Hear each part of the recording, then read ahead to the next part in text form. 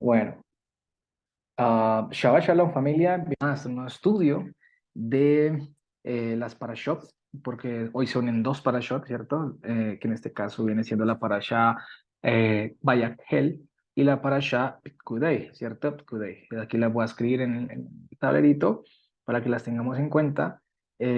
Son Vayakhel, ¿cierto? ¿Qué significa? Y congregarás. Y la parasha Kudei, ¿vale? Que hace referencia a encargos. Esto ya les expliqué esa palabra, los encargos. Los encargos para la construcción, ¿de qué? Del templo. ¿Listo, familia? Entonces, estas dos parashas se unen en este año, porque este año, como les explicaba, es un año de 12 meses dentro del calendario lunar. No es un año de 13 meses. Si hubiera sido un año de 13 meses, se hubiera visto solo hoy Vayagel y la otra semana se vería Kudei. Pero para poder hacer el match y poder llevar a cabalidad dentro del año las 54 porciones de la parasha, es necesario ver las dos en un solo día, ¿vale? Porque en la otra semana comenzamos, si Dios quiere, con Levítico. ¿Listo? Entonces, familia, con esto quiero decirles de que hoy, pues obviamente no vamos a ver a detalle y ya sabemos muy bien que esta parasha prácticamente ya es la materialización de las capacitaciones y las ordenanzas que el Señor le entregó a Moisés en el monte Sinai, ¿cierto? Le entregó, lo capacitó. Vamos a ver si de pronto con esta luz, ya, bueno, está mejor. Lo entregó, lo capacitó y pues para esto Moisés también capacitó a otras personas conforme a las directrices de Dios. Entonces, aquí ya vamos a ver, por eso vemos que se repite y se repite en detalle, porque para Dios todo lo que le dijo a Moisés era obviamente detallado, ¿no? Para lo que Dios le dijo a Moisés era algo totalmente divino, no era algo de inspiración humana. El tabernáculo no era porque, ay, se le ocurrió a Moisés y voy a sorprender a Dios con esto y voy a hacerlo así, así, así, como al parecer hizo Salomón, ¿no? Entonces, hay que entender de que esas parashot son bastante, ¿cómo le digo? Un poco pesadas, ¿no? A nivel de lectura, y sabemos que cada detalle tiene un significado, solo que ahora no lo sabemos y el Señor aún le ha placido revelar lo que ha querido, no en su totalidad, pero nosotros también tenemos que investigar, ir estudiando, estudiando, y que el Ruach HaKodesh nos guía a toda verdad y nos guía a toda sabiduría, ¿vale? Entonces, con base a eso, vamos a tocar más bien dos aspectos importantes en esta parasha, o en este día, más bien de estas dos parashot que me vi movido, la verdad, a hacerlo y que es importante hablar del tema del Shabbat, que es un tema que todavía sigue, como les decía, tambaleando un poco. Es un tema que todavía sigue generando un poco de controversia, de confusión, más que todo con el tema de la cocina o el prender fuego, qué significa eso. Y también tres aspectos que les dije a ustedes sobre lo que son, yo le digo, las capacidades celestiales o divinas que Dios deposita sobre nosotros cuando derrama su Ruach HaKodesh, es decir, Ruach Elohim, que fue el que derramó sobre Betzalel y Oholiab, ¿listo? Para poder construir el tabernáculo. ¿Vale, familia? Entonces, con base a esto, yo quiero que ustedes lo tengan en cuenta para poder comenzar, Hola, porque no vamos a alcanzar a ver por tiempo todo lo que de la tenemos cámara. listo, pero no sé, no, ya como les he dicho, no importa la cantidad de información, más bien la sustancia de la información de todo lo que leemos, lo que importa, porque de a poquito, poquito, así vamos digiriendo bien ese alimento, lo podemos poner por obra, ¿vale? Y así vamos dando fruto. ¿Listo? Eso es importante. Entonces, vamos a empezar a ver. Creo que se me cerró. No, aquí está. Vamos a empezar a ver lo que es las parashot, ¿no? Parashat Vayakhel, como les dije, y Epkudei, ¿no? Que iban desde el 35, Éxodo 35:1 hasta Éxodo 40:38. Y vamos a hacer un resumen de la parasha, como bien se los hago, ¿no? Se los voy a mandar aquí al chat para que lo tengan, por favor, este resumen y lo puedan copiar aquí al chat de Zoom. Se los voy a compartir. ¿Listo? Se los voy a compartir aquí al chat de Zoom y también vamos a ver si se los puedo compartir aquí al chat del grupo también para que les quede más fácil en el chat del grupo. ¿Listo? Ahí se los acabo de compartir. ¿Vale, familia? Entonces, Vamos a ver lo siguiente. El resumen de esta parasha consta de la siguiente manera. El resumen de la parasha va así. Un momento, por favor. Ujú. Ya. Entonces, uno, la primera parte es, congregó, reunió Moisés para hablarle al pueblo sobre qué, sobre el Shabbat semanal. ¿Listo? Luego habla también sobre el corazón generoso para el Mishkan, o sea, para el tabernáculo. Luego habla sobre los servidores para el Mishkan, o sea, para el tabernáculo. Luego habla sobre la construcción del tabernáculo y también habla sobre el mobiliario, ¿listo? Para el tabernáculo, todo lo que era de llevar. Y esta primera parasha, que está la parasha Vayakhel, habla sobre el altar del holocausto, ¿no? El lavacro, que es el lugar donde se hacía el lavamiento de manos y pies, y el atrio, que era el patio, lo que se entiende como patio del tabernáculo.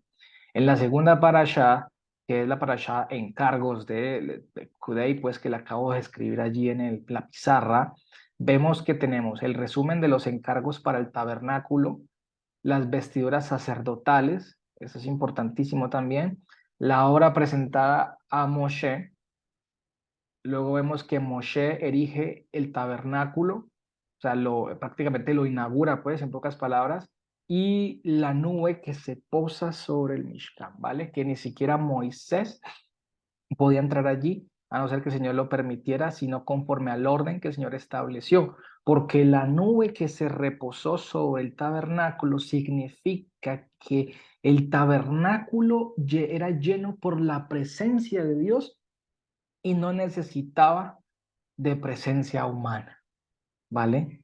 Porque recordemos que todo lo que ellos construyeron fue una réplica de lo que el Señor les mostró arriba en los cielos, ¿vale? Y tenemos un mandamiento en esta parashá, que es el de Éxodo 35:3, que habla sobre no arder a fuego en el día de Shabbat, ¿no? Que es donde ya hablan y empiezan con el tema de, bueno, no se puede prender fuego en Shabbat, todo este tema, ¿listo? Pero vamos a ver todo esto paso a paso. En primer lugar, familia, vamos a Éxodo capítulo 35, versículo 1. Éxodo capítulo 35, versículo 1. ¿Listo? ¿Qué dice? Y Moisés convocó a toda la congregación de los hijos de Israel y les dijo, estas son las cosas que Jehová ha mandado que sean hechas. Estoy leyéndolo de la Reina Valera. ¿Listo? Pero obviamente cuando uno lo lee desde el hebreo literalmente, obviamente cambia un poquito, no mucho, ¿no? Va a cambiar en dos aspectos, porque es que hay dos palabras aquí que los traducen no conforme al concepto que debería ser entendido. Y vaya, o sea, si de pronto, con base a los conceptos que les voy a explicar ahorita, ya ustedes vuelven a leer convocó o vuelven a leer congregación, entonces ya ustedes identifican automáticamente que no hace referencia a lo que de pronto pensamos occidentalmente de lo que es una congregación o una convocación, ¿sí me hago entender? Sino bajo el concepto hebreo. Entonces, en primer lugar, la palabra que aparece ahí, que es el nombre de la parasha, es Vayakhel, la palabra kahal, ¿cierto? Que debería traducirse y congregó, dice Vayakhel Moshe, et kol Adad Bnei Israel, dice así, y congregó Moisés a toda la congregación de los hijos de Israel. Congregación, asamblea lo traducen también, ¿no? En este caso, la palabra hebrea que traducen aquí como, voy a escribirla, ¿listo? La palabra hebrea que traducen aquí como vayagel es la palabra hebrea kahal, ¿vale? Kahal. En este aspecto, esta palabra hebrea para cajal es una palabra que hace referencia, o sea, que la traducen como convocar, pero no es tanto en el aspecto de convocar, sino más bien de congregar a un grupo de personas, ¿vale? Y en este caso el pueblo de Dios, o sea, cajal hace referencia, congregar a un grupo de personas, ¿no? En este caso, el pueblo de Dios, porque ahí estaban los hijos de Israel. ¿Listo? Entonces, por convocar, más bien podemos reemplazarla por congregar, ¿no? Reunir. en un espacio.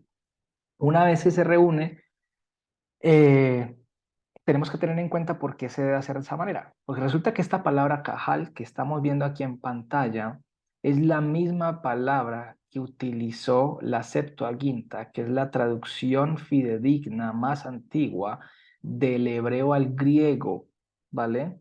Casi 250 años antes de aparecer Mashiach, para la palabra griega eclesía, que es donde sale la palabra iglesia, ¿vale? Entonces, cajal, que es congregar, reunir, es igual o equivalente a la palabra griega eclesía, o más bien eclesía, que lo traducen como iglesia, es la palabra griega, ve la palabra, el equivalente a la palabra hebrea, cajal, ¿no? Entonces, ya vemos que la cajal, es decir, la iglesia de Dios, existía desde esta época. No es algo nuevo del Nuevo Testamento, después de que Mashiach murió y resucitó y derramó el Rúa. No, la Cajal es el pueblo de Dios. ¿Listo? Es el pueblo del Señor, su iglesia, como bien lo llamamos en este caso. Después dice otra palabra, ¿no? Convocó a toda la congregación. Y bueno, allá hay otra palabra hebrea que que no se traduce tanto como asamblea, sino es la palabra hebrea edad, así tal cual, perdón, edad. ¿Listo? ¿Qué es una edad? Según, obviamente, el rastreo que uno hace etimológico de la palabra, enciclopédico, edad es el conjunto, ay, perdón, es el conjunto de es el conjunto o unión o grupo de 10 personas. ¿Listo? Eso es una edad. Un conjunto o unión o grupo de 10 personas. ¿Listo? Entonces, en este caso, para entender mejor este versículo, podríamos decirlo así. Y congregó, es decir, reunió Moisés a la iglesia, dice a todos los conjuntos de 10 personas, grupos de 10 personas en este caso. Este grupo de 10 personas es una estructura que habían de equipos de trabajo en esa época. Y también se ve muy referenciado en la escritura. Dentro de la jurisprudencia judía, un pueblo se conformaba a partir de 10 personas. ¿Listo? Una asamblea, por decirlo de esta manera, para que se entienda mejor. Pero esa palabra congregación o esa palabra más bien asamblea es un grupo de 10 personas. Entonces, el Señor no congregó a las personas por individual, ¿no? Porque hay que cada uno en lo suyo. No. En el Señor siempre hay orden. El Señor es un Dios de orden. Y eso es algo que el Señor me ha venido enseñando mucho, mucho. El orden de las cosas. No se puede alterar nada que Él haya establecido en ese orden. Y ahorita lo vamos a ver. ¿Vale? Entonces el Señor congregó grupos, o sea, hizo reunir a todo el pueblo, a toda su iglesia, ¿para qué? Para empezar a conformar grupos de 10. ¿Ustedes se acuerdan cuando vimos la parasha, ay, no recuerdo el nombre de la parasha, que ellos pasaron el Mar Rojo, que vimos que el Señor los acomodó en grupos de 50? Así tal cual, ¿vale? Porque el Señor es Dios de orden. Eso grábeselo. Dios es un Dios de orden y no de desorden. Entonces el Señor aquí congregó a toda la iglesia. ¿Para qué? Para conformar grupos de 10 y en su defecto reunir ya sea 2 familias, 3 familias que conformaran 10 personas. ¿Por qué? Porque esta misma estructura se ve en Éxodo capítulo 12, versículo 3 y 4, cuando habla del cordero te pesa, ¿se acuerda? Ya que dentro de poco, prácticamente hoy estamos a 20, ¿qué? Hoy estamos a 20, mm, perdón, hoy estamos a 18. Estamos a 18. Prácticamente, familia, estamos a 16, casi, sí, casi 17 días de la celebración de Pesaj, ¿vale? Para que lo tengamos muy en cuenta, familia, entonces, en ese aspecto, ¿vale? Entonces, ¿qué pasaba aquí en este punto? El Señor dio una directriz, cuando ustedes leen Éxodo 12, 3 al 4, Él dio una directriz de que si había una familia muy pequeña, esa familia tenía que unirse a otra familia, ¿vale? Y cuando se unían, esas familias tenían que, porque ahí es la primera vez que aparece la palabra edad, esa que les acabo de escribir allí. Allí en el Génesis, bueno, no es la primera vez, pero en ese punto sí aparece la palabra edad. Esto es la palabra edad, haciendo referencia a la conformación o conjunto de un grupo de 10 personas. Entonces, cuando el Señor decía, si una familia es pequeña, únanse a otro, ¿cierto? Únanse a otra. Tenían que conformar 10 personas y conforme a 10 personas hacer conteo sobre el animal conforme a lo que iban ¿qué? De comer. Por eso también lo vemos que cuando el Señor tiene esa conversación con Abraham, ¿se acuerdan que está Abraham rogando por Sodoma y Gomorra? ¿Listo? Y Abraham llega hasta 10, dice la escritura que el Señor se fue, lo dejó ahí. Porque si no, al menos no habían 10 personas, y lo cual el Señor sabía que no habían 10, el Señor no la iba a destruir, ¿vale? Pero no habían 10. Solo había nomás Lot, la esposa y sus dos hijas, 4, ¿vale? Entonces, eso es bueno entenderlo dentro de la estructura del hebreo para que así mismo vamos comprendiendo cómo se movía el Señor. ¿Listo? Cómo se movía. Entonces, cada vez que lean asamblea o algo por el estilo, entiendan que es un grupo de 10 personas. ¿Listo? Y de ahí surge lo que es un pueblo. Por eso, eh, por decirlo de esa manera, nosotros aquí reunidos, congregados, somos grupos, pueblos chiquitos, somos mini Israel chiquitos, ¿no? Somos mini Israel, por decirlo de esa manera. Somos un conjunto de personas que puede exceder, o sea, el límite mínimo son 10, de ahí para arriba, lo que quiera sumar. ¿Listo? Para que se comprenda mejor. Entonces, por eso la escritura es muy enfática en este versículo 1 que dice, estos son los asuntos, dice, El Hadbarin, Asher, Tzidbah, Hashem, Lazot, Otam. Dice, estos son los asuntos que ordenó, es decir, con que capacitó Hashem para que los hiciera. ¿Listo? Entonces, claro, el Señor empezó primero, es como cuando uno estaba en el colegio, vamos a hacer una actividad.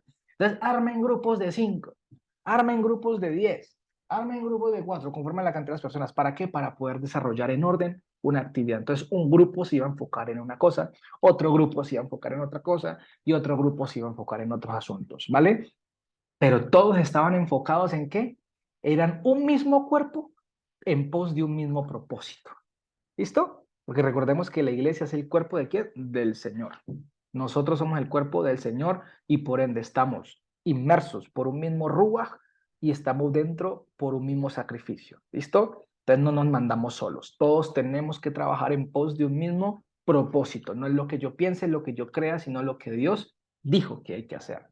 ¿Vale? Ellos lo tenían muy claro. Entonces, ya teniendo esto claro, pasemos al versículo 2 de Éxodo 35, 2. ¿Listo? ¿Qué dice Éxodo 35, 2? Dice así. Dice, 6 días harás tu obra lucrativa, pero en el séptimo día será para ustedes ¿qué? Kodesh.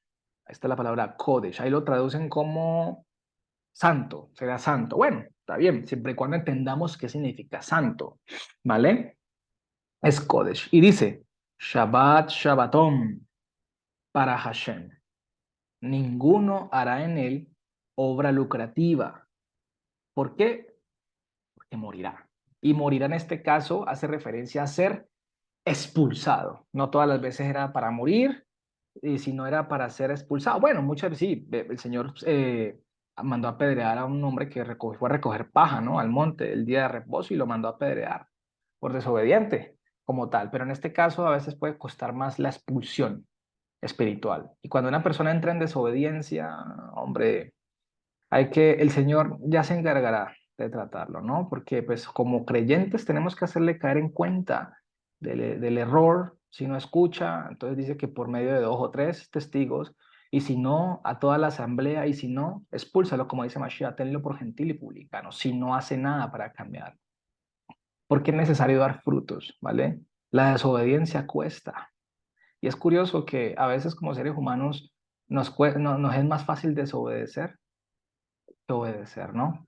Y no nos importa las consecuencias que podamos asumir o que se nos puedan venir, porque a veces queremos abusar y queremos sobrepasar la bondad y la largura de ánimo de nuestro Dios, cosa que no debe ser así. Entre más bueno Él sea con uno, porque Él es bueno, ¿cierto? Bueno, no, entre más bueno no, pero hablemos en ese término, ¿no? ¿Listo? O sea, entre más bueno Él sea con nosotros, hombre, nosotros a veces queremos ir al contrario. ¿Por qué ser así los seres humanos? Pero bueno, el Señor a cada uno nos tratará conforme a nuestras debilidades y conforme a su propósito, ¿vale? Pero evitemos esas cosas. Entonces, fíjense que este es uno de los mandamientos en los cuales Dios hace más énfasis, si no lo han notado. Desde Génesis lo viene mencionando. El Shabbat, mi día de reposo, reposo, Shabbat, reposo, Shabbat, Shabbat. La pregunta es, ¿por qué hace tanto énfasis, no? En el día de reposo. ¿Será porque ya no tiene nada más para decir sino Shabbat? Obviamente no es así, ¿vale? Él muy claramente nos dice que en el día de Shabbat no se puede hacer obra lucrativa, ¿no? Obra lucrativa, dice así, dice, Kol haoze bo melajá yuma, dice, ninguna obra lucrativa, o sea, obra que te genere un lucro en cuanto no tenga que ver con los asuntos de Dios, ¿listo? ¿Por qué? Porque es Kodesh, es un día distinguido de entre los demás días. Fíjense que es el único día al cual Dios le puso nombre, Shabbat, ¿vale? Cesación, como tal. Es el único día de la semana que Dios le pone nombre. Imagínate, tan importante es que Dios le pone nombre. Y resulta que este mandamiento es un ejercicio constante, semanal, que simboliza la plenitud de la santidad, que hace referencia a qué? A la vida eterna para cuando Él venga, porque cuando Él venga vamos a estar en Shabbat todo el tiempo, en ese término, ¿no? ¿Por qué? Porque en este día es donde nos ejercitamos entendiendo que cuando Él venga, nada de lo que hay en este mundo permanecerá. O más bien, o todas las cosas que hay en este mundo, nada de eso o ninguna de las cosas permanecerán, sino Él y su bendita palabra, porque Él es eterno. En este día de Shabbat nosotros tenemos que ejercitarnos espiritualmente.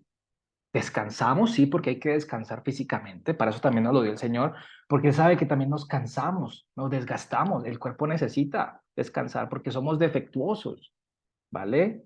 Pero también a medida que vamos descansando, ponemos en práctica su palabra, la estudiamos y hacemos el bien.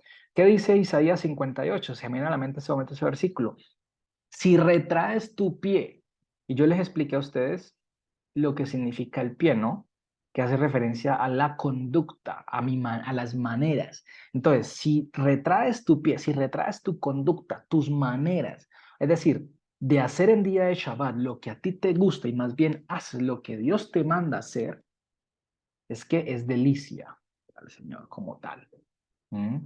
El Señor no tiene el día de Shabbat en poco. Por algo hace tanto énfasis. Nosotros somos los que a veces lo tenemos en poco. Y lo digo porque pasó un tiempo también, ¿no? Donde a veces me ponía, por eso cerré esas redes sociales. Eso es un distractor muy fuerte. Me ponía a meterme a redes sociales, a esto y lo otro. Y yo decía, hombre, esto no es, eso es lo mismo que hago todos los días. ¿Por qué no puedo cesar al menos un día de evitar hacer eso? ¿Vale? Al menos un día te está pidiendo el Señor. Deja de hacer tus cosas un día. ¿Vale? En este punto. Entonces, eso es un día para ejercitarnos espiritualmente. Mm. Yo ya les he hablado a ustedes sobre las excepciones también que hay en Shabbat, ¿no? Con respecto al trabajo. Yo les he dicho a ustedes que, por ejemplo, como le decía a mi esposa esta mañana, si alguno de los dos nos quedamos sin trabajo, digamos ella se queda sin trabajo y yo quedo con trabajo, y llega el día de mañana mi jefe y me dice, hey Steven, necesito que trabajes los sábados, ¿vale? Pues yo no trabajo los sábados actualmente, gracias a Dios, pero me dice, necesito que trabajes los sábados porque el trabajo aumentó. Hombre, o si no, búscate otro trabajo, ¿cierto? Allí hay una fuerza mayor. ¿En qué sentido?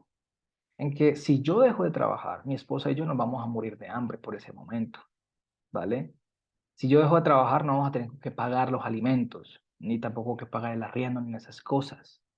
En mi mente sé que tengo que buscar otro trabajo y tengo que empezar a orar, a decirle y a buscar, Señor, ayúdame a buscar otro trabajo que no me tenga que trabajar en Shabbat. Pero mientras eso sucede, como saben muy bien que el trabajo no se consigue tan fácil, debo hacerlo por sostener la vida, ¿vale? Pero como les digo, son casos extremos. Son casos donde, digamos, en una familia solo dependen de una sola persona. ¿Listo? Es un caso extremo. No como que, ah, pues sí, el Señor me dio el trabajo, ahora vamos a trabajar en Shabbat. Hombre, si no tienes para hacerlo, si no tienes necesidad de hacerlo, pues no lo hagas, ¿vale? Porque el Señor te pedirá cuentas por eso. No lo hagas, ¿vale? Los que son independientes, hombre, si no pueden trabajar en Shabbat, no trabajen en Shabbat. El Señor honra eso también, ¿vale? O sea, uno honra al Señor a través de la obediencia y el Señor es bueno, y como siempre es bueno, y nosotros no obedecemos para que el Señor nos dé, sino que obedecemos porque Él es Dios, punto. Pero el Señor honra también, ¿listo? Entonces no tengamos en poco el Shabbat. Eso es lo que le quiero transmitir a ustedes porque es importante. Y yo ya poco a poco hay que dar fruto y el Señor me ha permitido entender eso y yo ya solo este día me dedico a hablar de la palabra, ya no me meto a redes porque la cerré, todo eso, no me meto a YouTube, nada, solo a estudiar, a hacer la enseñanza y así sucesivamente. Y no lo digo para gloriarme ni mucho menos, no, no me interesa. Lo digo como un ejemplo para que ustedes lo tengan presente, ¿vale? Esto es muy importante, familia. El Shabbat hay que respetarlo. ¿Listo? Por eso cada detalle del Shabbat hay que, llévelo, si hay una duda, una consulta, llévelo a un hermano, hermano, mire, me pasa esto en Shabbat, ¿será que puedo hacer esto? ¿Será que puedo hacer lo otro? Entre hermanos, conforme a la escritura, ayudaremos a mirar, porque mire que el Señor hizo el bien, porque el Shabbat es para hacer ¿qué? El bien. Y si no, yo les recomendaré, y si tienen dudas sobre el Shabbat, les compartiré un estudio que tiene el profesor Eric muy bueno, de 4 sesiones, que habla exclusivamente del Shabbat, desde el primer inicio de la palabra, desde el Génesis, desde su parte etimológica, todo lo que implica, hasta proféticamente, hasta el final. Muy buen estudio, se los puedo recomendar si quieren, ¿vale? Y él habla ahí de las excepciones, habla de todas las cargas que puso el pueblo judío alrededor del Shabbat, una cantidad de cosas que puso, que no son necesarias, no son buenas tampoco, pero lo que les digo, familia, es que siempre y cuando dependa de nosotros, honremos este día de reposo, ¿vale? Que por algo el Señor hace tanto énfasis, no lo tienen poco, ¿vale? Entonces, por eso el versículo 3, bueno, ya entendiendo esto de lo que es el Shabbat, nos dice el versículo 3. ¿Qué dice el versículo 3? No encenderás fuego en ninguna de vuestras moradas en el día de reposo. Así dice la Reina Valera, ¿no? Entonces, el problema es que este versículo ha generado unas discusiones muy, muy fuertes a través de los siglos, porque es de este versículo aquí donde parte el judaísmo para decir que en Shabbat no se puede cocinar o tampoco se puede encender fuego. ¿Listo? Pero la pregunta es, ¿qué tan cierto es esto? Que no se puede encender fuego, no se puede cocinar en Shabbat. Y para eso quiero tomarme un momento, ¿cierto? Para poder hablar un poco acerca de esta parte, porque aún como les decía, este versículo aquí, debido a las tradiciones judías ortodoxas, hacen tambaler a muchos aún. Y bueno, es normal, ¿no? Porque por el desconocimiento de la lengua hebrea, el contexto, suele pasar eso. Pero tenemos que estar abiertos a escuchar y a aprender. ¿Listo? Y resulta que en este versículo hay un tema de acentos y lingüísticos dentro del idioma hebreo, en este versículo que les acabo de leer, que no los voy a tocar ahora porque no los veo necesarios, ¿listo? No necesarios porque se van a enredar más, pero les estoy compartiendo sobre la investigación que han hecho los estudiosos de la lengua hebrea hablando de este versículo, ¿listo? Y los que hemos tenido contacto con con el material hebreo, con el idioma como tal, para poder comprenderlo. Y debido a que los traductores han ignorado estas pausas dentro del texto hebreo, le cambian sentido a la frase. Porque hay alrededor de 23 o 26 acentos en el lenguaje hebreo, que unos son disyuntivos y otros son conjuntivos. Son 26, imagínense. Y dependiendo de donde esté ubicado el acento, así mismo le cambia la intención a la frase, le cambia el sentido a la frase, imagínense. Pero ¿qué pasa? Esta mañana mi suegro me preguntaba, pero ¿por qué hay tanto cambio, cierto, en la traducción, en las traducciones? Bueno, lo que yo leía en un comentario era que al parecer, cuando ponen a traducir la Biblia, colocaban alrededor de 40 personas, entre ellos habían creyentes y no creyentes, otros que simplemente como no eran creyentes eran expertos en la lengua hebrea y a cada uno los colocaban por separado. Entonces, cada uno, no había una supervisión en sí de que hubiera una unidad en la traducción, sino que cada uno traducía lo que consideraba que es en este caso. Y claro, por la presión que ejercían las editoriales, entonces cada uno tenía que concurrir y hacer esto tal, y entregaban las editoriales que hacían, ¡pam!, imprimían y salían así como tal, ¿no?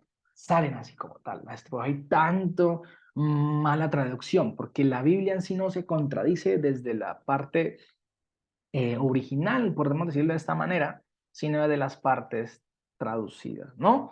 Entonces, cuando ignoran estos acentos, le cambian el sentido a la frase y por eso lo traducen como no encenderán fuego en Shabbat. Así se entiende, así lo hacen comprender. Entonces, el judaísmo ortodoxo ha tomado el mandamiento como no se puede encender fuego de ninguna manera en Shabbat, ¿cierto? Ellos son extremistas con los mandamientos. Y muchos me dirán, ay, pero es que son los judíos, usted va a saber más que los judíos. Pues fíjate que no es que sepa más que los judíos, pero ya se ha comprobado a nivel histórico que ellos tienen una capacidad, ¿no? Y no solo en el histórico, vamos al Evangelio.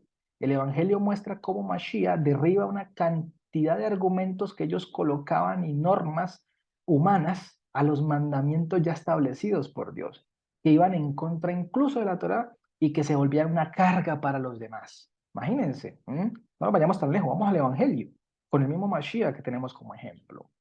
Por eso Mashiach, en el día de reposo, sanaba, el día de reposo hacía el bien, porque es el día para hacer el bien, para darle de comer al que no tiene, para ir a una congregación a reunirme con hermanos, para predicar la palabra, para orar por los enfermos.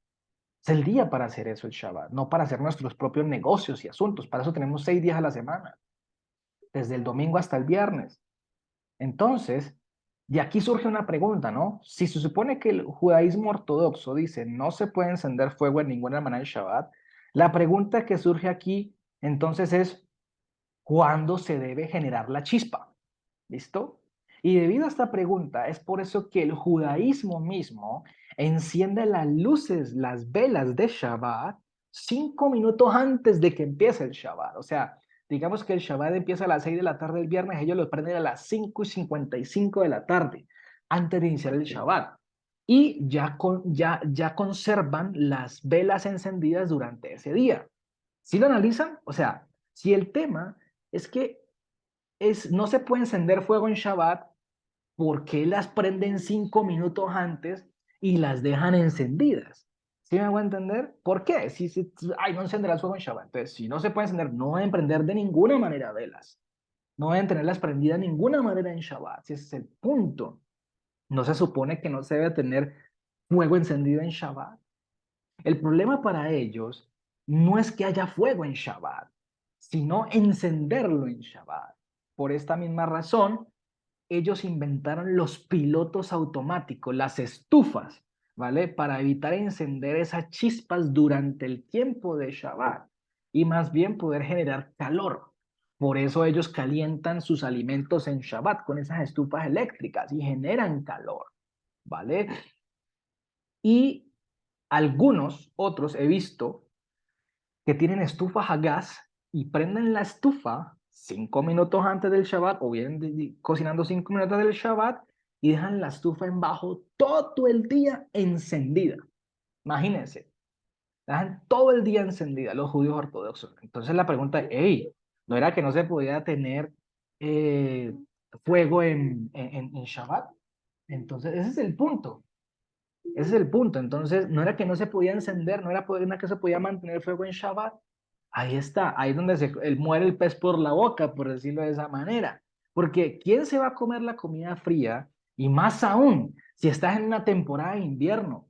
Dígame las personas que viven en el polo, bueno, no el polo norte, pero en zonas nórdicas, o en Rusia, Cosas así, que necesitas calor sí o sí, necesitas fuego para encender, para calentarte. Entonces, ellos mismos les toca ir en contra del Talmud, porque la vida, ¿qué? La vida prevalece primero. Por eso les dice Mashiach, ¿quién de ustedes en Shabbat se le cae un güey al pozo, no trabaja para sacarlo? ¿Ah? Van a dejarlo morir, sabiendo que lo pueden rescatar. ¿Sí ven? Entonces, son la cantidad de normas que ellos se imponen que hasta se genera una misma trampa, por decirlo de esa manera, ¿vale?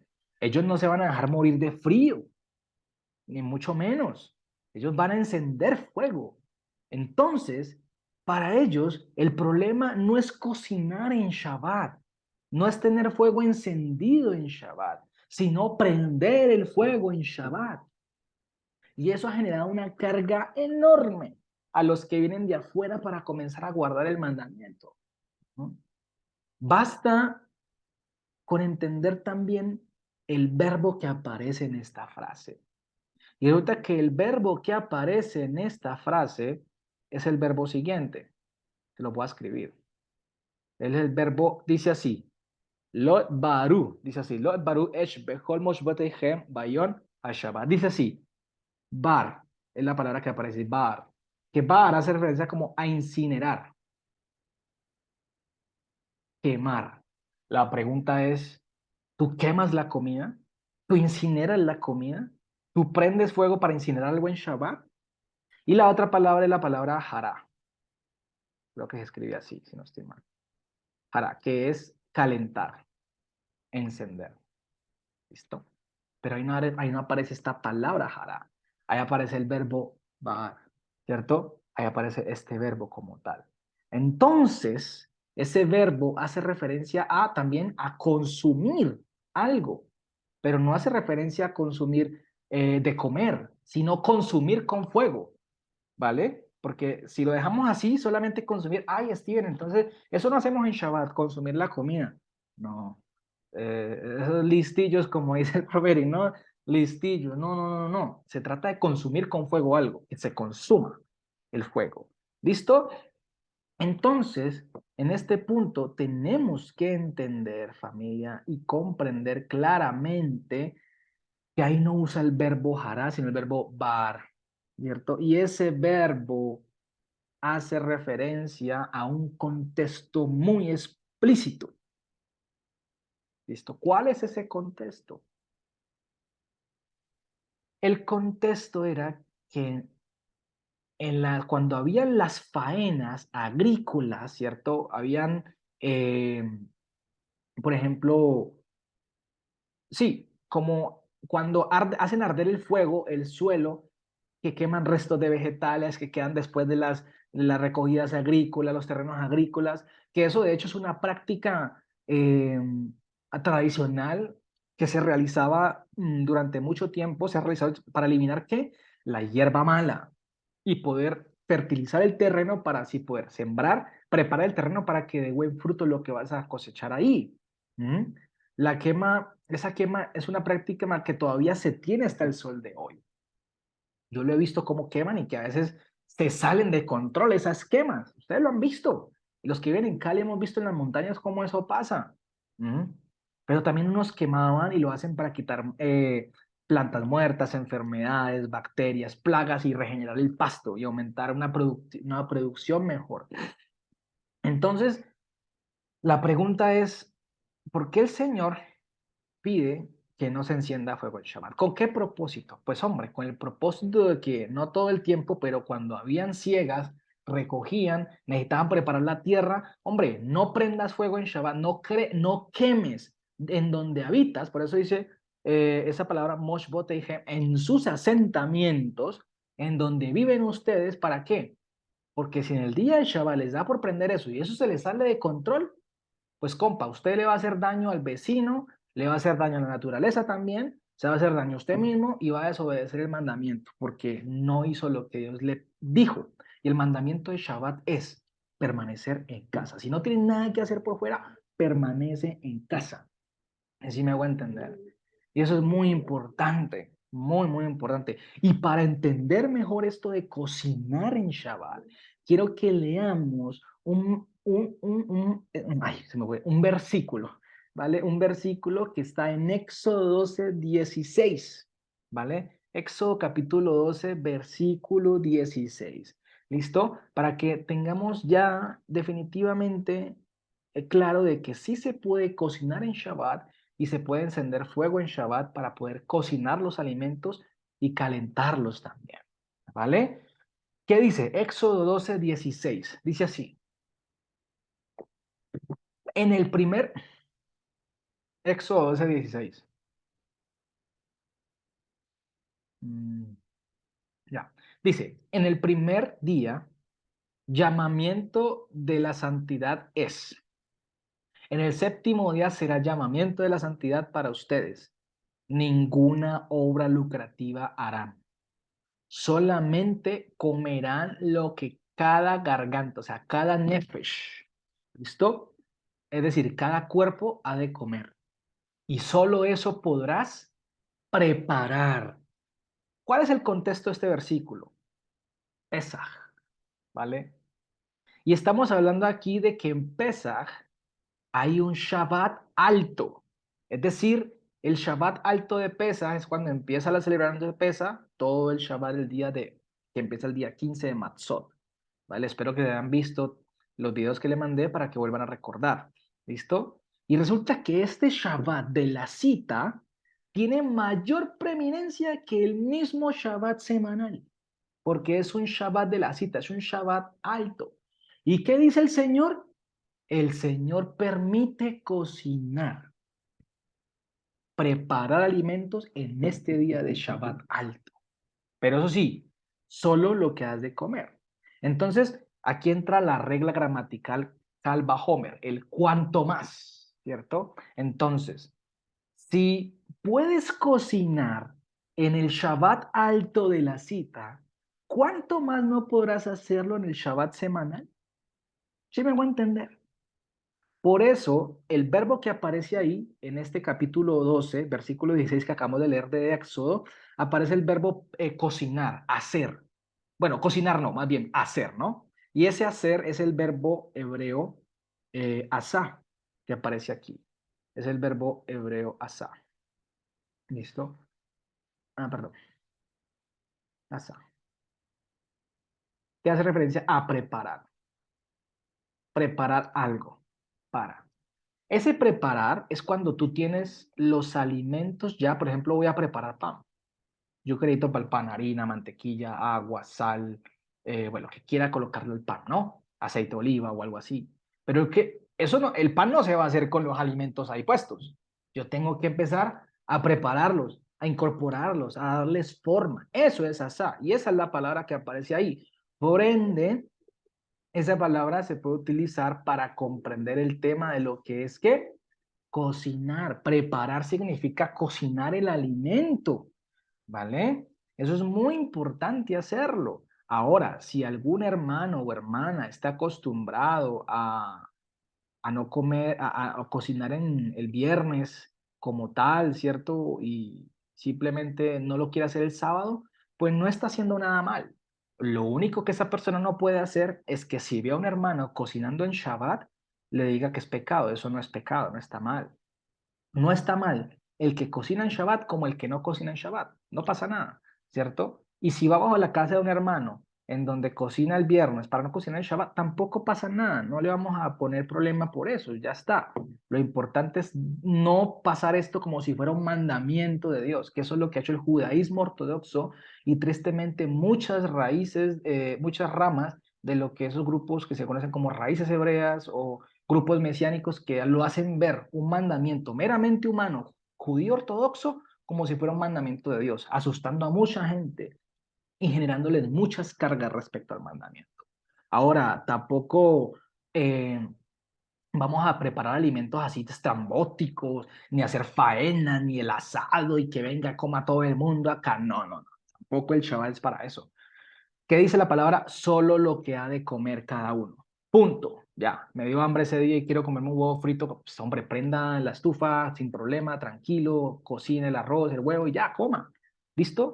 Pero cuidado con cargarnos con mandamientos que ha dejado el pueblo judío tristemente y lo han hecho pasar como si fuera mandamiento de Dios. La palabra lo acabamos de ver, la palabra no avala de eso, ni siquiera el verbo que se utiliza para ahí, porque ese verbo es para quemas agrícolas. Esa es la importancia de conocer el idioma en su parte lingüística y conocer también el tema del contexto. Por eso es importante estudiar con personas que están documentadas en esto, ¿vale? Y no se enfocan solamente en temas digamos, tan alágicos y judíos como a veces suelen ser, ¿no? Porque el judaísmo a veces puede ser muy llamativo, y ojo, no estoy hablando mal de ellos, ni mucho menos, ¿no? Más bien, sino hablando de que no todo lo que ellos hablan, lo que ellos dicen, es palabra de Dios, ¿cierto? Por más bonito que suene, por más romántico y por más lógico, si no es conforme al Evangelio, si no es conforme a la Torá, no es. Por eso es necesario todas estas parashá, todos estos estudios de la Torá, siempre llevarlos al Evangelio, familia. No se trata solo con la Torá y la Torá y la Torá y el Evangelio nos olvidamos. No, estos son dos, esto es un libro completo. Tenemos que siempre, el Evangelio nos permite visualizar mejor la Torá. Ya está. Pero a veces nos ponemos a escuchar personas que no creen en Mashiach. Pues hombre, ¿qué nos va a alimentar? Si ni siquiera no van a conectar jamás el Evangelio. Entonces yo aconsejo no hacerlo. ¿Listo? Y ya por último, familia, ya dejando claro y espero que haya quedado claro este tema del Shabbat, listo, que quiero que de verdad quede claro que sí se puede cocinar y encender fuego en Shabbat conforme a estos testimonios bíblicos que acabamos de ver acá y el contexto explicativo que les acabo de dar. A pesar de que la parasha es bastante larga, no los voy a llenar de mucha información. Vamos a saltar el punto en donde se acuerda que les mencionaba que vamos a ver que el Señor derramó el Ruach Elohim, es decir, el poder, la mente, el ánimo de él sobre Betzalel y sobre Oholiab. ¿Listo? Entonces yo quiero que vamos a Éxodo, capítulo 35, vamos al versículo 30. Vamos a saltar allá. Let's jump forward. ¿Ok? Saltemos allá, versículo 30 y 31. ¿Qué dice? Vamos a leer. ¿Listo? Vamos a leer, por favor. Pero creo que acá el grupo escribieron. El punto es la acción. Ok, no entendí. Pero bueno, no pasa nada. ¿Listo? Vamos a seguir. Entonces dice así, versículo 30. Y dijo Moisés a los hijos de Israel. Vean, dice así, miren, observen, experimenten. Hashem ha llamado por nombre a Betzalel, me gusta ese nombre literal, hijo de Uri, hijo de Ur, de la tribu de Yehudá, Betzalel. Si tengo un hijo le pongo Betzal, no mentira, pero es chévere. Betzalel me gusta ese nombre, para acá, no, también para acá. Dice, perdón, creo que me distraí un poco. Y lo ha llenado a él de Ruach, de Elohim. ¿En qué? En sabiduría, inteligencia y conocimiento en toda obra. Eso es lo que dice, man. Aquí lo que dice el testimonio, ¿no? Éxodo 35, 30 y 31. Resulta que aquí hay tres palabras importantes, ¿vale? En estos tres versículos, o más bien yo no diría palabras, bueno, sí son palabras, pero estas palabras se convierten en cualidades, capacidades espirituales que provienen de lo alto, que son celestiales, para poder desarrollar la obra de Hashem. ¿No? Y aquí estamos hablando de Betzalel y de otro que se menciona más adelante que tiene por nombre ¿quién? Oholiab, que es de la tribu de Dan. ¿Listo? Y resulta que estos varones fueron varones que Dios formó, es decir, Dios capacitó para llevar a cabo una obra de tal magnitud, de tal pureza y de tal santidad. ¿Mm? Estos varones iban a ser capaces de capacitar a otros para la construcción del tabernáculo. Tenían la capacidad de proyectar, materializar diseños que Dios les colocaba en su mente. Ya vamos a ver todo esto. Pero primero vamos a darle forma a lo que significa la palabra sabiduría, inteligencia y conocimiento, que las traducen así, ¿no? En primer lugar tenemos la palabra sabiduría, que es la palabra jochma. ¿Listo? Ya le vamos a darle, todo eso es el mejor diccionario que tenemos en la escritura. ¿Listo? Voy a borrar todo esto que está aquí en pantalla. ¿Listo? Para que lo tengan. Pero bueno, tenemos la palabra jochma. Joj, perdón. Ay, jochma. ¿Listo?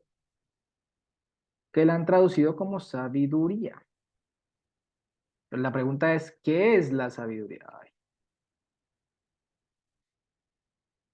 ¿qué es la sabiduría? ¿Vale? Porque hay dos sabidurías, ¿no? La sabiduría del mundo y la sabiduría de Dios. Pero aquí estamos hablando de la sabiduría de Dios. Claro está.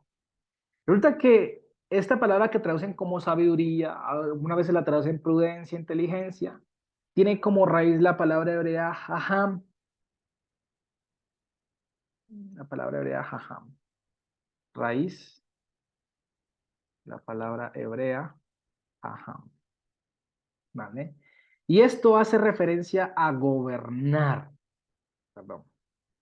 La sabiduría hace referencia a lo que es gobernar, ejercer dominio propio sobre el instinto, ejercer dominio propio sobre el instinto humano, obviamente, instinto humano. ¿Listo? Resulta que dentro de los instintos humanos está lo que tenemos, todo lo que son las emociones, los sentidos, el pensamiento. Tener sabiduría, ser sabio por parte de Dios, significa someterla a la voluntad de Dios, nuestros pensamientos y sentimientos. ¿No? Resulta que cuando dice la escritura que los llenó de Jochma, que es sabiduría, que proviene de Dios, ¿fue para qué? Para que su mente, sus emociones y pensamientos estuviesen sujetos a Dios y que no hicieran lo que a ellos bien le parecieran, sino lo que Dios les propuso y les ponía a hacer en sus mentes. ¿Vale? Ser sabio es tener la capacidad de materializar todo aquello que proviene de Dios. Es ejecutar los mandamientos como Él me manda a ejecutarlos. Es hacer los procedimientos correctos como Él me dice que los ejecute.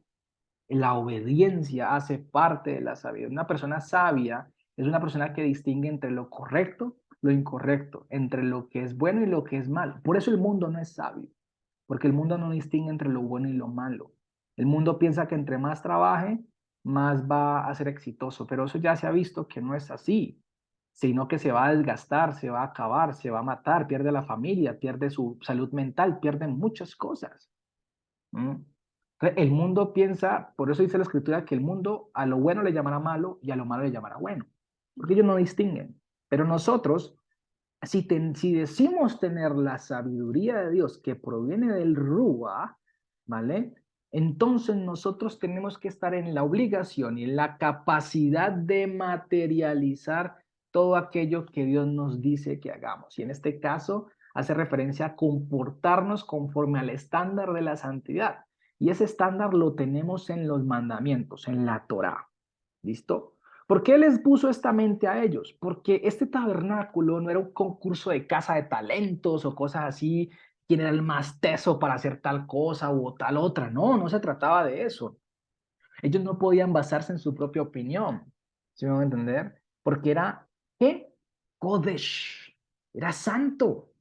¿Mm? Dios mismo era el que les daba la capacidad de obedecer y les daba la destreza de llevar a cabo la voluntad de Él.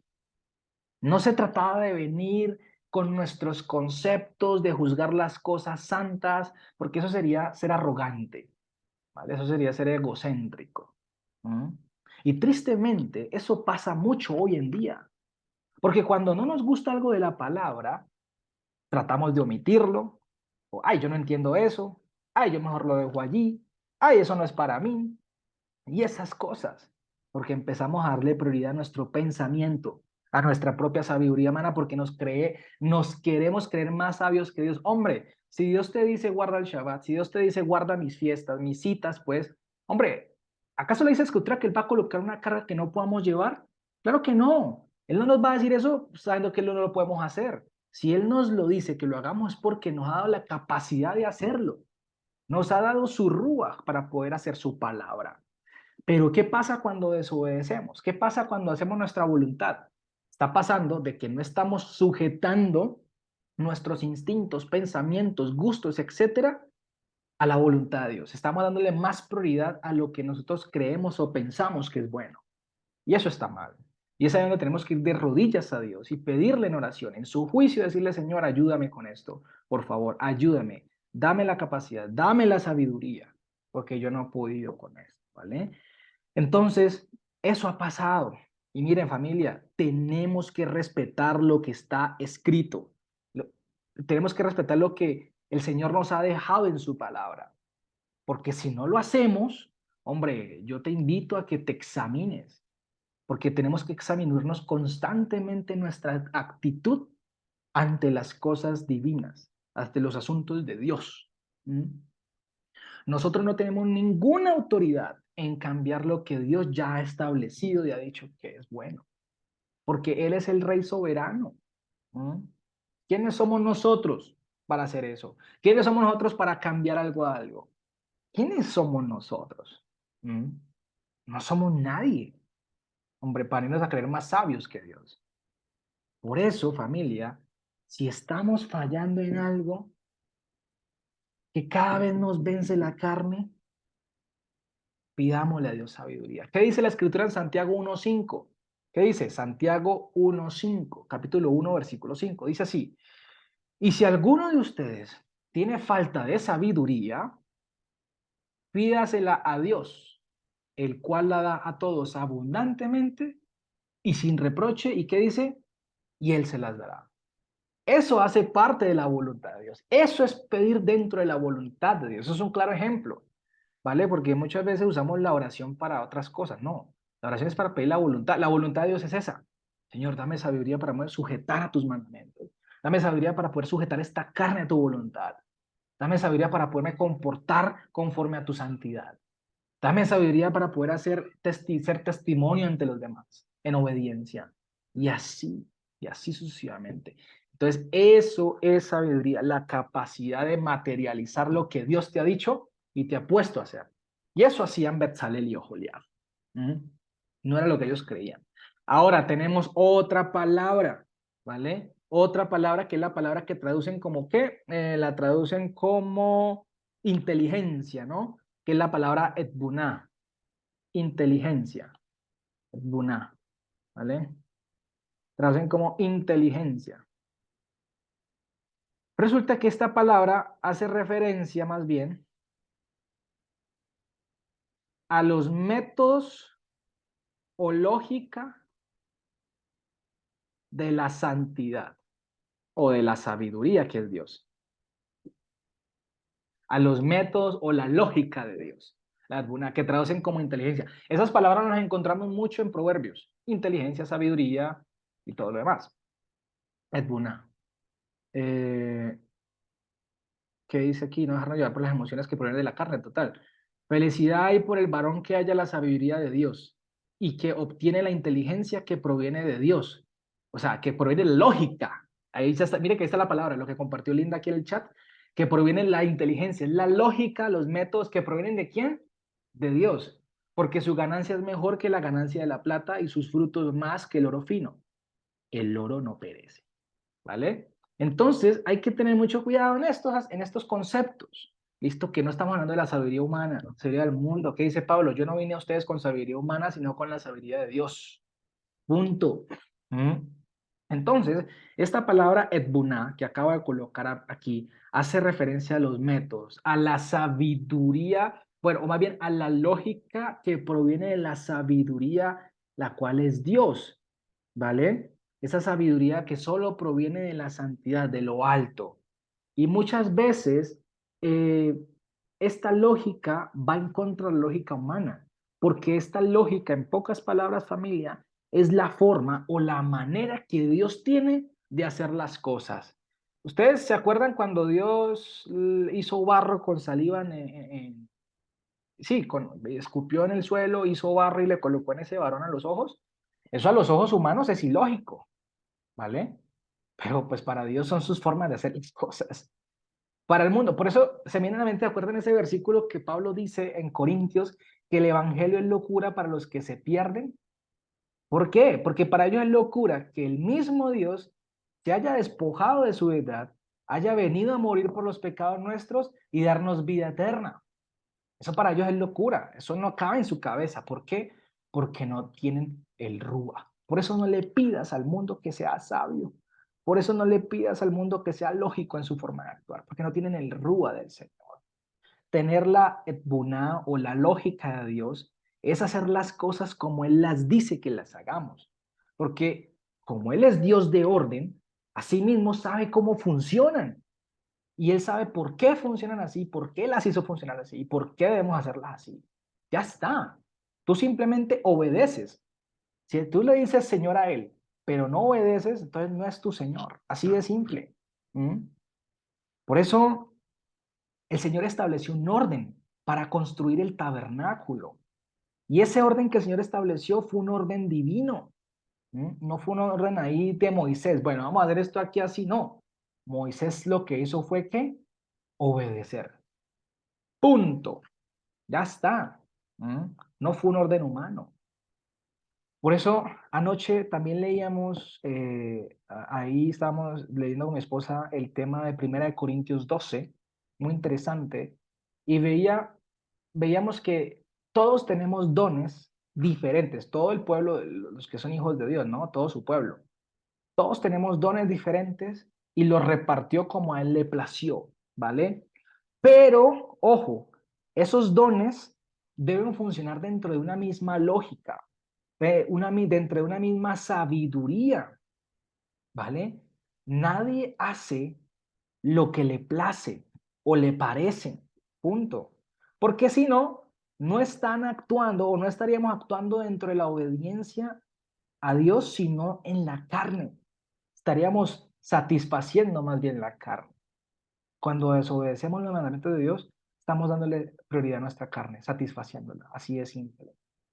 Familia, mire, yo los invito a que obedezcamos a Dios, porque a Dios no se le pasa por alto un solo detalle. Entonces, ¿ustedes creen que esos detalles que puso en el tabernáculo fue porque sí? No.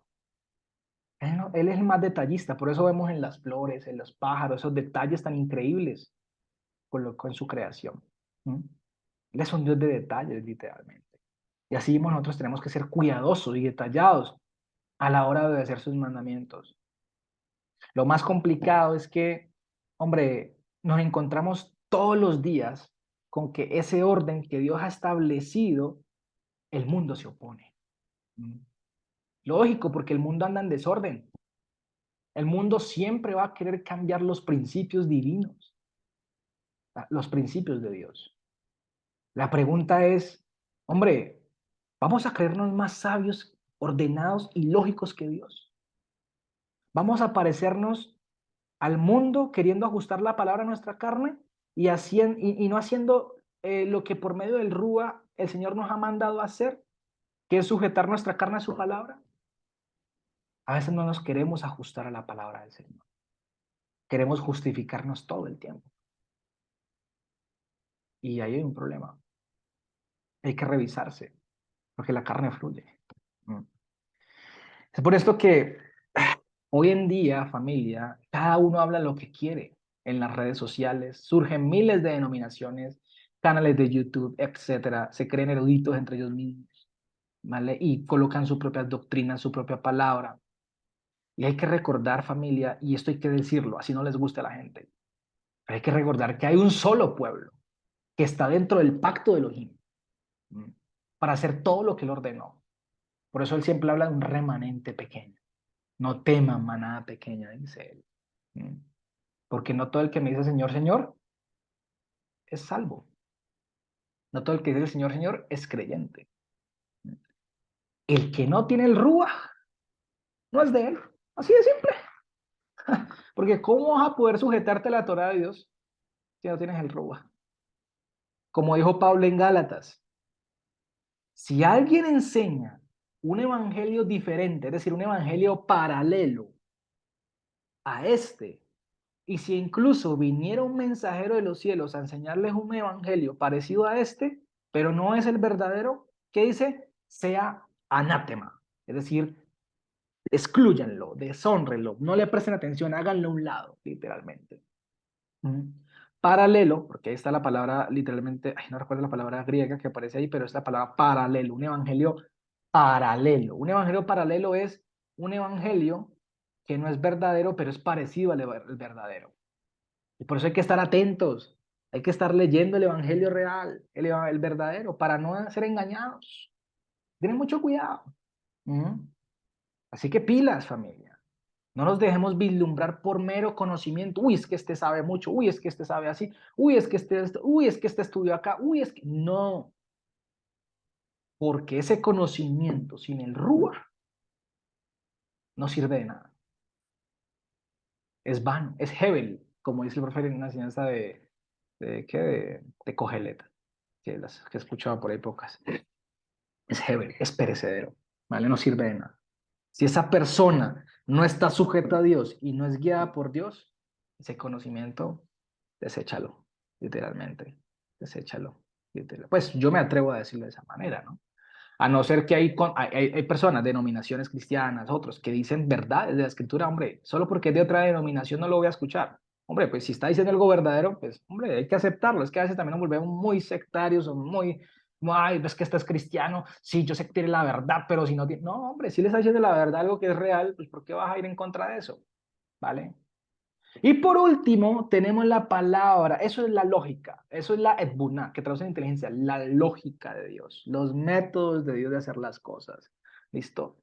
Y tenemos por último la palabra da'at, que traducen como ciencia. ¿Listo? Como ciencia.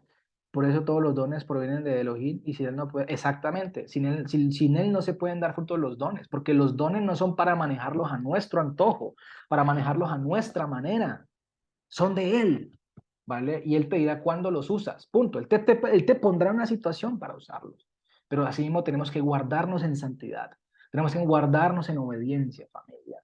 Entonces, la última familia, la Da'at, que lo traducen como ciencia, ¿no? Ciencia, pero el Da'at no es ciencia, ¿vale? Hace referencia más bien a conocimiento, pero conocimiento. La pregunta es, ¿qué es? Espérate un momento, por favor. La pregunta es, ya con esto terminamos, ¿listo? La pregunta es, ¿qué es conocimiento? ¿Listo? Porque esto no lo podemos dejar al aire. Miren cómo todo lo vamos, perdón, todo lo vamos conectando a la palabra de Dios. Hay que tener en cuenta, familia, que este conocimiento que va ligado, perdón, conocimiento que va ligado a la experiencia, ¿listo? Y la experiencia es el contacto con algo, ¿listo? En este caso, con la divinidad, ¿listo? En este caso, con la divinidad. Esa es la experiencia, ese es el conocimiento, como una experiencia. Y la experiencia se adquiere teniendo contacto con algo, ¿listo? En este caso, con la experiencia. Entonces, con la divinidad. Entonces, hay que tener en cuenta, familia, que este conocimiento no es de la ciencia actual, moderna, ni de la que hablaba Daniel, quien traducido y la ciencia aumentará. No, no, no, no, no. No habla de ese tipo de conocimiento mundano, ¿vale? No habla de sabiduría mundana, porque, como le digo, la gente se deja, no sé por qué se dejan vislumbrar tan fácil. Como dice el apóstol Pablo, les preguntó, le dijo, ¿quién los ha engañado tan fácil? O sea, ¿quién los ha sorprendido tan fácil? ¿Ah? Porque son débiles de mente, así de simple, débiles de la emuná.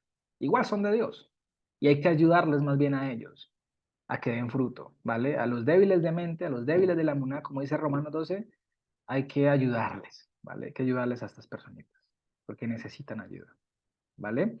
Entonces, con amor, con mansedumbre, irles ayudando poco a poco, ¿vale? Entonces, familia, mira una cosa aquí, creo que ya... Entonces, teniendo en cuenta todo esto que estamos viendo, lo que se estaba diciendo del Da'at, ¿vale? El Da'at no hace referencia al conocimiento de la ciencia moderna, ni estas cosas, ni mucho menos, nada. El Da'at es lo que se refiere al conocimiento que proviene de una intimidad con Dios. Es el conocimiento íntimo con Dios, ¿vale?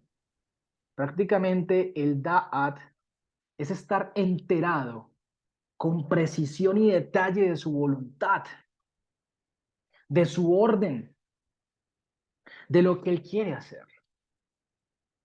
Es prácticamente el saber proceder, el saber hacer, ¿vale? El conocimiento. Cuando tú conoces algo, sabes proceder. Cuando a ti te dan a conocer las directrices a detalle, tú sabes proceder. Siempre yo coloco los ejemplos de normas de tránsito, ¿vale? Ustedes te capacitan, miren, no te puedes pasar el semáforo en rojo porque si te lo pasas puedes pasar esto, esto, esto, esto. Ya te están capacitando. Te están dando un conocimiento que tal vez no lo tiene todo el mundo. Es un ejemplo, ¿no? O bueno, vámonos a un tema más profundo, a la universidad, a la ciencia, a los científicos.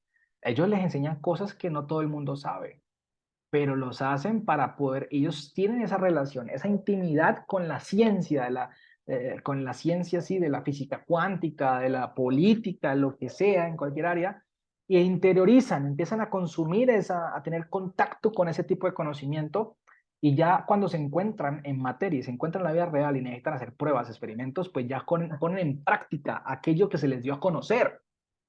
Pero eso se dio por tener contacto con, ¿vale? Por tener contacto con esa ciencia, con esa rama de conocimiento. Pero en este caso con el Señor, obviamente, es estar enterado con precisión y detalle sobre su voluntad, es decir, de su orden.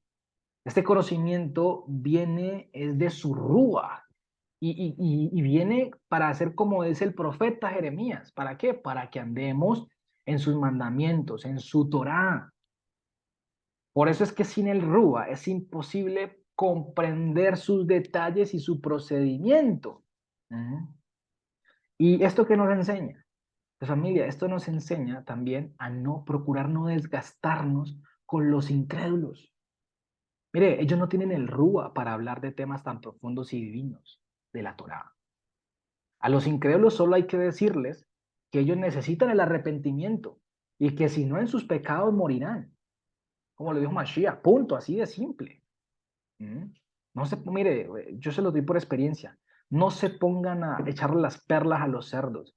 No se pongan a discutir temas profundos con gente que no tiene el rúa porque van a perder el tiempo, ¿vale? Y como dice Mashiach, al final se verán en contra de ustedes. Hay que enseñarles sobre el arrepentimiento y que necesitan perdón de pecados para ser salvos. Punto. Ya está, ¿vale? Entonces, estos varones, Betzalel y Oholiab, habían recibido el Rúa para sujetar sus emociones, para sujetar sus sentimientos, para sujetar sus pensamientos, para actuar bajo la lógica y los métodos de Dios y poder conocer a detalle y hacer en detalle esa experiencia que Dios les había permitido y esa capacidad para poder elaborar esas piezas y de majestuosidad que el Señor les colocó a fabricar, provenientes de la santidad, de lo alto. Y recordemos que el tabernáculo y los utensilios, todos son una expresión de la santidad, ¿vale? Fíjense que este conocimiento lo comparan como el conocimiento del de un hombre con su esposa, literal. Porque es necesario para conocer a tu esposa, en este caso a tu esposo, en el caso de las mujeres, es necesario tener intimidad, pasar tiempo juntos, consolidarse para conocer qué le gusta y qué le disgusta a esa persona. Y esta es la intimidad que nosotros debemos tener con Dios. Y esta intimidad la tenemos en su palabra, en oración. Estos varones sabían literalmente, de manera precisa e íntima, expresar la santidad de Mashiach en cada detalle del tabernáculo, porque ellos no estaban colocando cosas a su imaginación. Ellos sabían que si le cambiaban en tan solo un codo, ¿vale?, al diseño, distorsionaban el carácter de la expresión de la santidad. Y eso es lo que la Biblia llama toeba, que es abominación, ¿no? Pero realmente la toeba es distorsión, es una torcedura para Hashem, porque Hashem es recto, pero una distorsión es algo que se inclina para algún lado, ¿vale? Para algún lado. Por eso dicen los versículos 32 y 33 de Éxodo 35. ¿Para qué les dio esto? O sea, ¿para qué el Señor los llenó de Ruach, de Elohim, dándoles sabiduría, lógica y conocimiento en todo diseño? Como dice el versículo 32 y 33, para proyectar diseños para labrar el oro, la plata y el cobre, y en talla de piedras para engastes y para entallar maderas para trabajar en toda labor ingeniosa.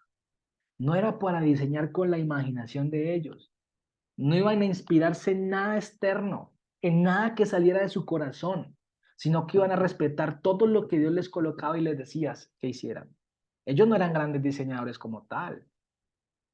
Esto era algo nuevo. Esto era algo que venía de lo alto. Ningún ojo humano había visto. ¿Y para qué hacía esto?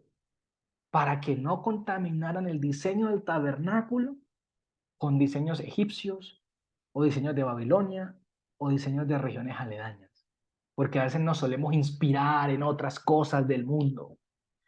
Y ese es el problema, familia, que queremos usar la imaginación y la inspiración para coger cosas del mundo y traer las cosas de Dios. Y contaminamos la palabra de Dios. Ay, es que me parece chévere. Ay, es que me parece que eso funciona. Ay, es que esa estrategia me parece tan buena. Mire que yo he visto. No importa.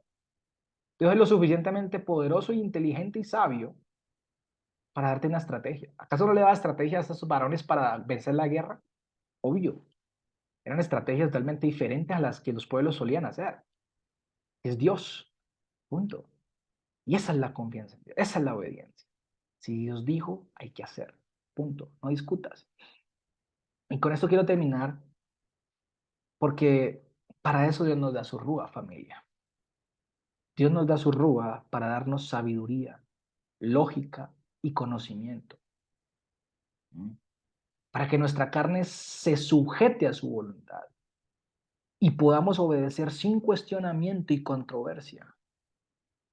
Nos ha dado a conocer, mire, que Dios nos ha dado a conocer sus más íntimos secretos para poder desarrollar su voluntad. ¿Saben por qué? Porque el mundo no sabe lo que nosotros sabemos y que Dios nos ha dado a conocer. Celebrar las fiestas, guardar las leyes de Levítico 11 sobre los alimentos, celebrar el Shabbat, todo esto hace parte del conocimiento íntimo que Él les ha permitido a su pueblo. Por eso el mismo Mashiach lo dice en Juan 15:14. ¿Qué dice Mashiach? Que ya no nos llama siervos, sino amigos, si hacemos lo que Él nos dice o nos manda. Y nos llama amigos porque nos ha dado a conocer todo lo que Él ha oído de quién?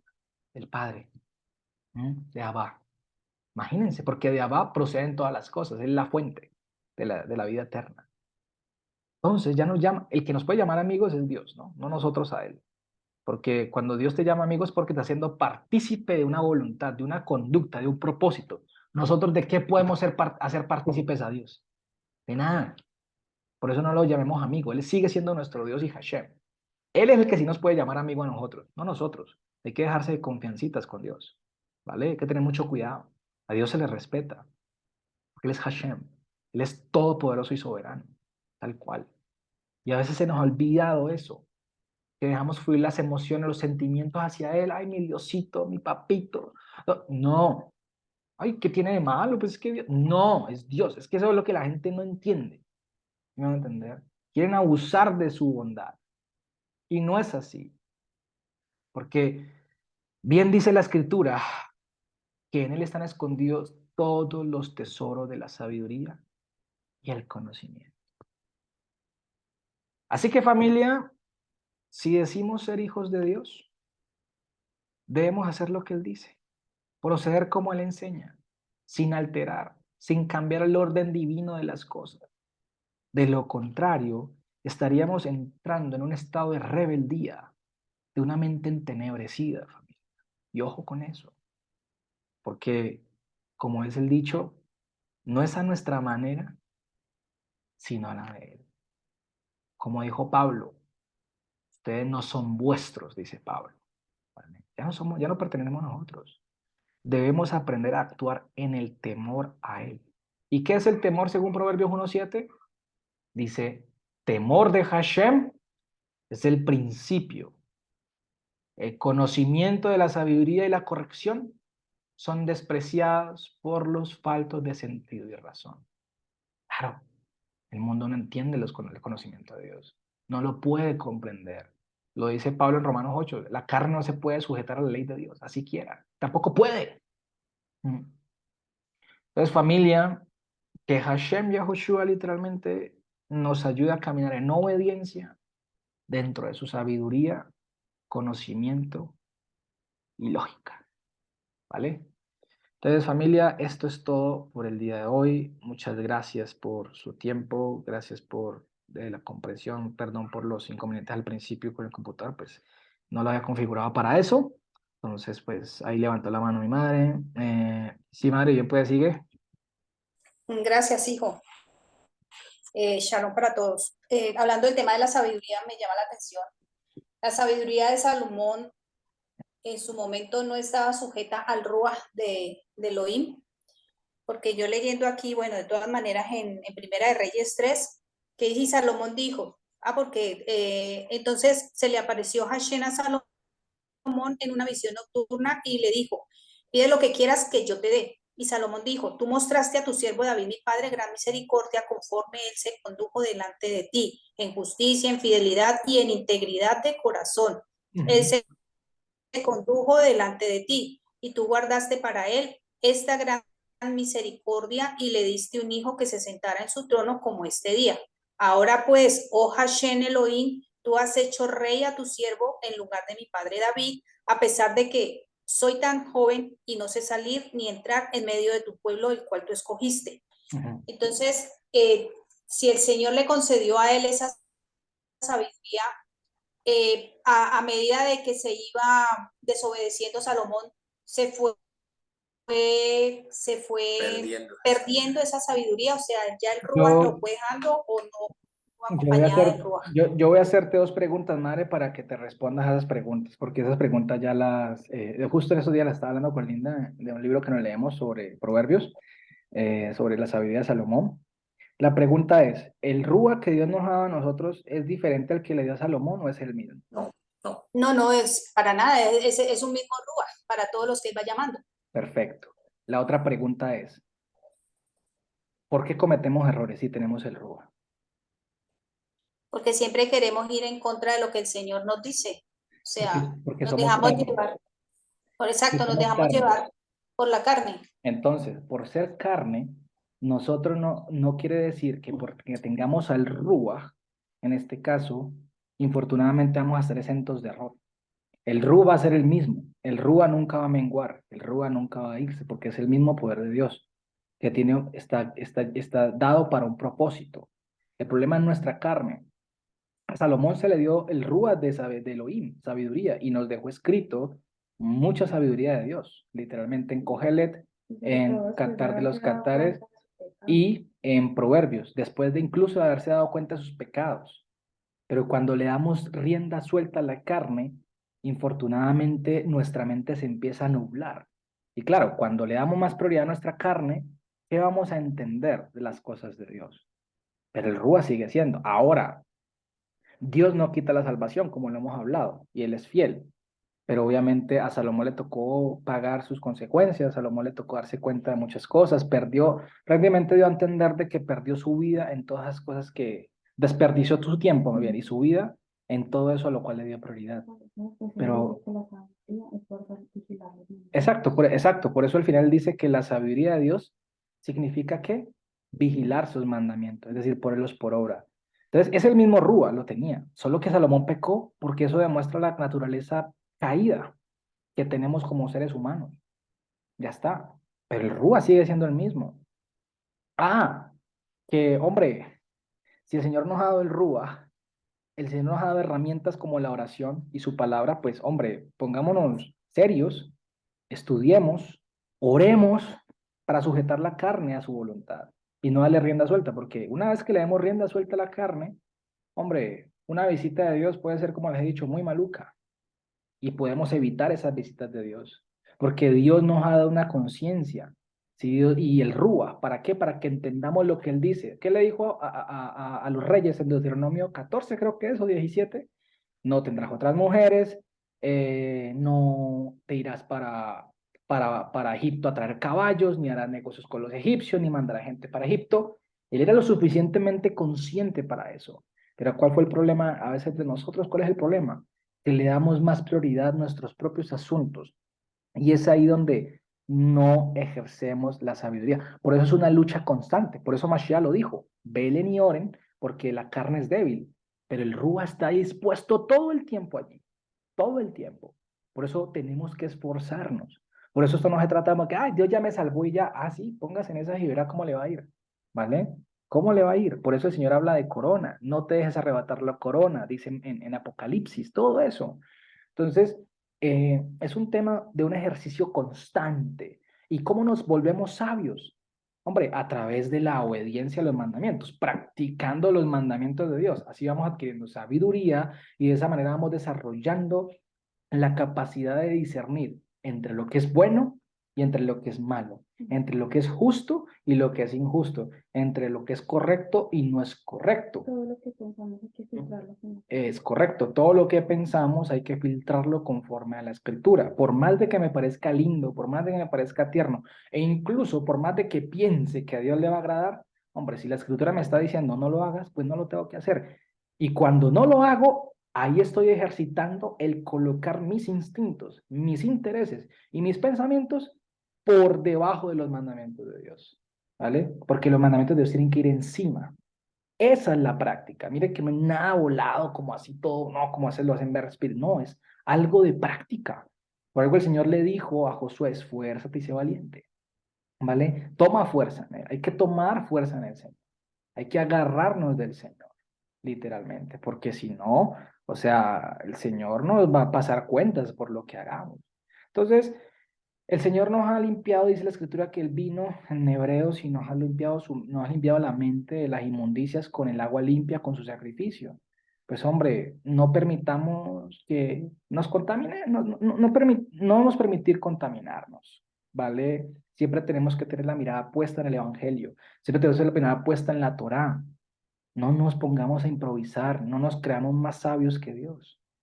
Respetemos el mandamiento, obedezcamos y verá cómo dice la palabra que eso lo dice Proverbios 1, creo que lo dice 1:7, si no estoy mal, que el principio de la sabiduría y el temor del Señor, o es el Salmo 1, creo que dice, el Salmo 1 habla de que, sino que en la Torá del Señor literalmente se deleita, ¿cierto? Y en este caso ronronea de día y de noche, es decir, se siente confiado en día y noche. Salmo 1:2 dice, será como un árbol plantado junto a aguas, será como un árbol plantado sobre las corrientes de las aguas, las cuales da su fruto en su tiempo y su hoja no cae, ¿vale?